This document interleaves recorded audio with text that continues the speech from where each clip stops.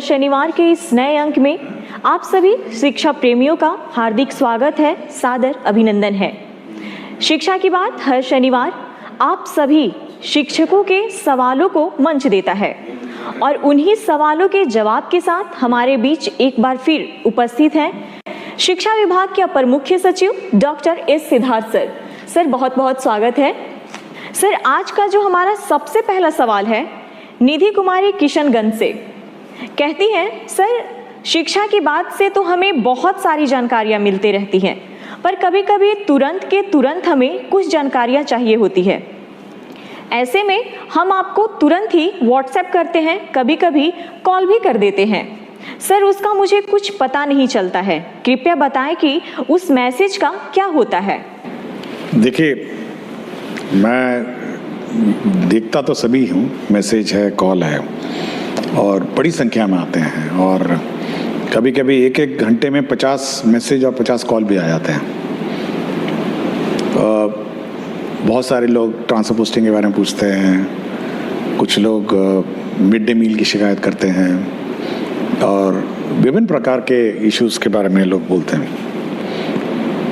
लेकिन देखिए, किसी चैनल को फ्लड कर देना और किसी चैनल में इतने सारे मैसेजेस एक साथ भेजना, उससे क्या होता है कि उसका फिर कंप्लायंस का भी इश्यूज हो जाता है।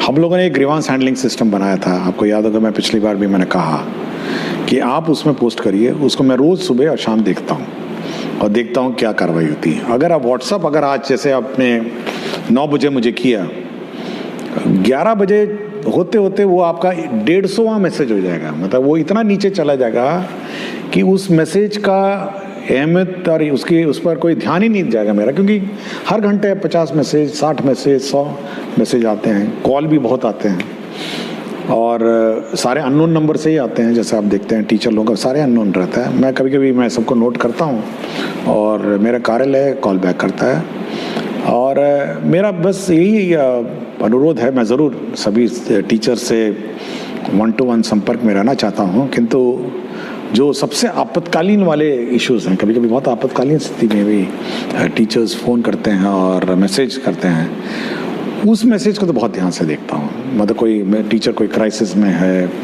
या उसको विशेष समस्या है, लेकिन रूटीन में अगर आप पूछने लग जाएं कि मेरा ट्रांसफ़र कब हुआ, मेरा क्या हुआ, मेरा इस आवेदन का क्या हुआ, मेरा HRMS ऑनबोर्डिंग नहीं हुआ, मेरा प्राण ठीक नहीं हुआ, तो वो सब मैसेजेस जो हैं वो टेक्निकली हम उम्मीद करते हैं कि वो हमारे जो ग्रीवांस हैंडलिंग पोर्टल है उसके माध्यम से प्राप्त हों, ताकि मेरा ऑफिसर भी देख सके, मैं भी देखूंगा, वो भी देखेंगे और समाधान करूं। लेकिन क्राइसिस ज़रूर, कोई क्राइसिस हो तो वो तो मैं देखता ही हूँ। बहुत बार आया है, बहुत बार क्राइसिस वाले मैसेजेस आए हैं और उस पर हम लोगों ने ध्यान दिया है, बट बहुत ध्यान रखना पड़ता है कि पता चला वो क्राइसिस वाला मैसेज पहुँच गया 250 मैसेज पे और जो साधारण या रूटीन मैसेज जो है वो चले जा रहे हैं। सरकारी नंबर है, सब जगह सबको पता तो चल ही जाता है, किंतु थोड़ा कौन सा मैसेज किस चैनल में भेजना हो और कौन सा मैसेज किस मतलब संपर्क कार्यालय में भेजे जाएं, वो थोड़ा ध्यान रखना चाहिए। और आपको पता होगा, मैंने इवन जो वेतन की बात हुई, बहुत सारे लोग के HRMS प्रान नंबर और कि 2 महीने से मुझे वेतन नहीं मिला, मेरा प्रान नंबर ठीक नहीं हुआ, तो हम लोगों ने ये भी कहा कि भाई ये सब DO का काम है और DO नहीं अगर करेंगे तो वो अपना वेतन नहीं निकालेंगे और उनके पूरे कार्यालय का वेतन नहीं निकलेगा। ऐसा नहीं कि मैंने कहा पूरे के पूरे शिक्षा जो व्यवस्था है, जो क्लर्क्स हैं, जो हमारे ऑफिसर्स हैं, किसी का वेतन नहीं निकलेगा और टीचर का वेतन निकलेगा। इसलिए थोड़ा इस पर टीचर लोगों को ध्यान देना चाहिए और वही मैसेज भेजें जो आपको लगता है कि बहुत क्राइसिस है और ACS का ध्यान इमीडिएटली इस पर होना चाहिए। और usually most of the messages मैं फॉरवर्ड कर देता हूँ अपने ऑफिसर्स को और बहुतों को कॉल बैक भी आता होगा, सब लोग देखते होंगे, बट चैनल अप्रोप्रिएट चैनल होगा कि आप ग्रीवांस हैंडलिंग जो पोर्टल है उस पर आप पोस्ट करें। सर दूसरा सवाल स्मिता श्री, उत्क्रमित उच्चतर माध्यमिक विद्यालय असुरारी बरौनी बेगूसराय से। सर मैंने अनुभव किया है कि कक्षा में गहन प्रयास करने के बाद भी यथेष्ट आउटपुट विद्यार्थियों के लर्निंग के रूप में नहीं मिलता है।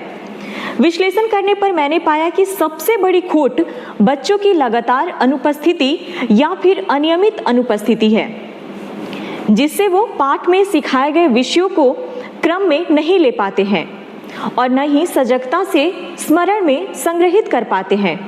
हम सर्व शिक्षा लागू करने के चौथाई दशक आगे आ चुके हैं और 86वें संविधान संशोधन में बच्चों को शिक्षा दिलाने को मौलिक कर्तव्य के रूप में रखने के बावजूद अभी तक अभिभावकों की इसके लिए कोई जिम्मेदारी नहीं तय कर पाए हैं। क्या मैं उम्मीद कर सकती हूँ कि गुणवत्तापूर्ण शिक्षा के लिए आपके प्रयासों में आप इस संबंधित कोई निर्देश देंगे, जिससे विद्यालय के हाथ सशक्त हो और अधिगम आउटपुट बढ़े?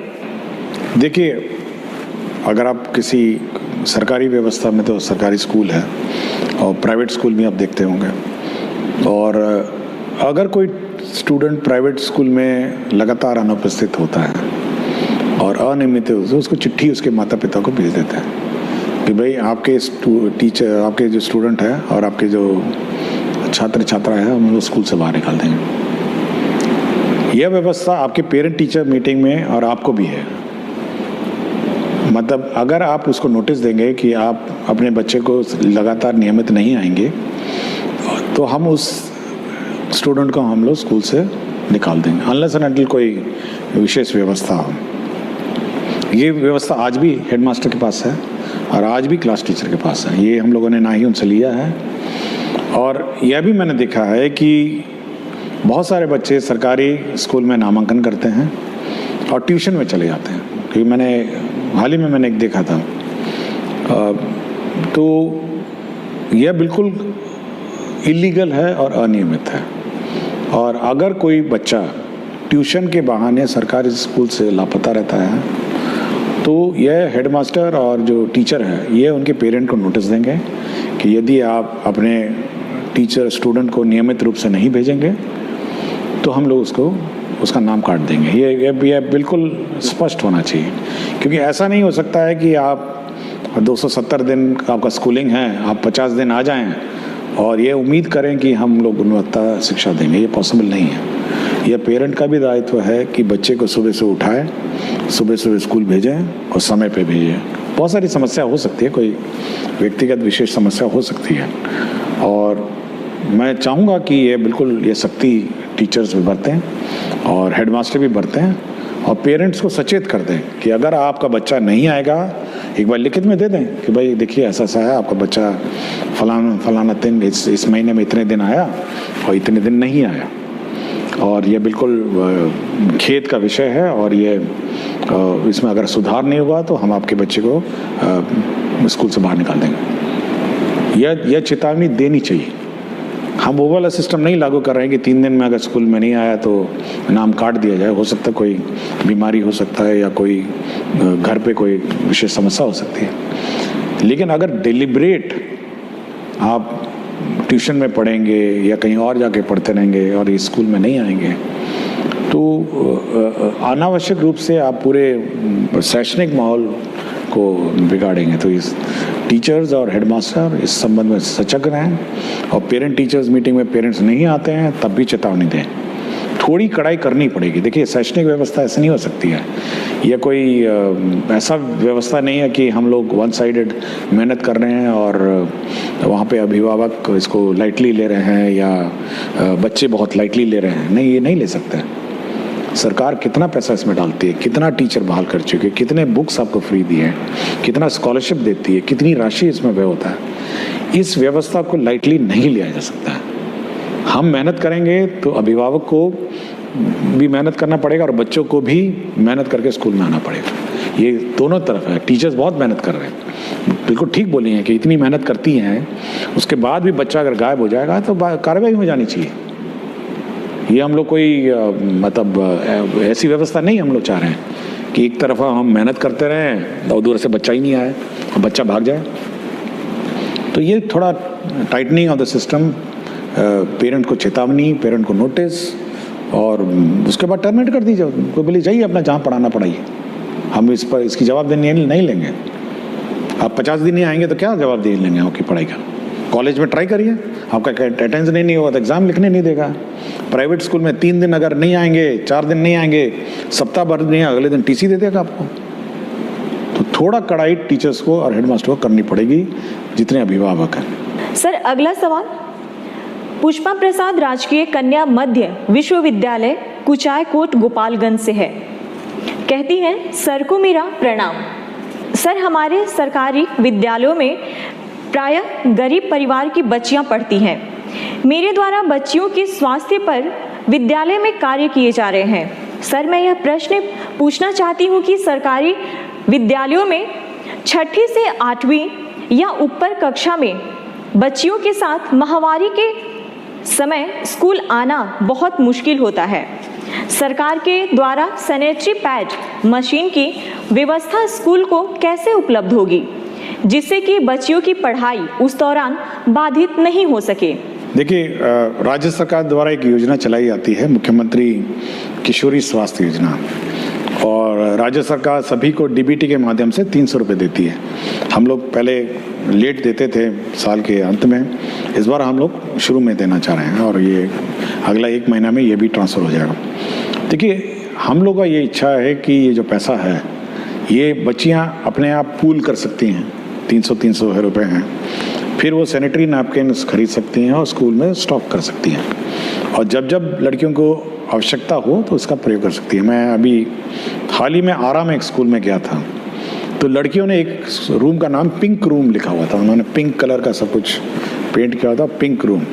और जो भी लड़कियों की इस प्रकार की समस्या आती है तो वो उस पिंक रूम जाती हैं, वहाँ पे ये पैड अलमारियों में स्टॉक रहता है और वहाँ से अपना यूज़ करते हैं। तो ये लड़कियों को जॉइंटली इसको यूज़ करना और जॉइंटली इस व्यवस्था को प्रयोग करना ये सिखाना चाहिए। डीबीटी में हो सकता है कि उनको पता भी नहीं हो, क्योंकि पैसा तो जाता है अकाउंट में, अब इसको पता भी नहीं होगा कि 300 रुपये इस कार्य के लिए है। तो ये मैं इस माध्यम से ये कहना चाहूँगा कि जो लेडी टीचर्स हैं वो सभी लड़कियों को ये बात सिखाएं कि भाई 300 रुपये आए हैं, 10 लड़कियाँ हो गई तो 3000 रुपये हो जाएगा, और मतलब 100 लड़कियाँ हो जाएंगी तो आपका 30,000 रुपये हो जाएंगे। तो ये सब इकट्ठा करके एक साथ वो परचेज कर सकती हैं इन लॉट्स और फिर यूज़ कर सकती हैं। तो लड़कियां इस पीरियड में स्कूल नहीं मिस करें, सरकार की ये मंशा है कि वो इस योजना का लाभ उठाएं, अवेयर हों, सबसे पहले तो अवेयर हो, और दूसरा इसका लाभ उठाएं, और साथ ही साथ सुनिश्चित करें कि उनकी पढ़ाई डिस्टर्ब नहीं। सर अगला सवाल अंकित कुमार करते हैं। मैं एसीएस सर से ये कहना चाहता हूँ कि आप स्कूल के साथ साथ बच्चों को जेईई नीट लेवल के लिए स्पेशल टीचर को लाया जाए।